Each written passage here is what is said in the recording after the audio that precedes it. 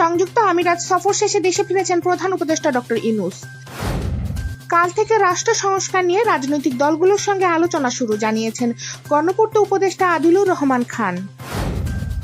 লাখো মুসল্লির অংশগ্রহণে টঙ্গীর তুরাগ তীরে দেশের বৃহত্তম জুমার জামাত অনুষ্ঠিত। আওয়ামী লীগের নিবন্ধন বাতিল না হলে গভীর সংকট অপেক্ষা করছে, মন্তব্য নাসিরউদ্দিন পাটোয়ারির। বিভিন্ন রাজনৈতিক দল সরকারকে বিভ্রান্ত করার চেষ্টা করছে, মন্তব্য মির্জা আব্বাসের।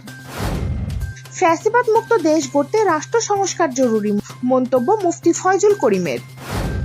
পাকিস্তানি শ্রমিকবাহী গাড়িতে হামলা, নিহত অন্তত 10 এবং 174 রানের বিশাল ব্যবধানে অস্ট্রেলিয়াকে হারিয়ে নির্মম প্রতিশোধ শ্রীলঙ্কার।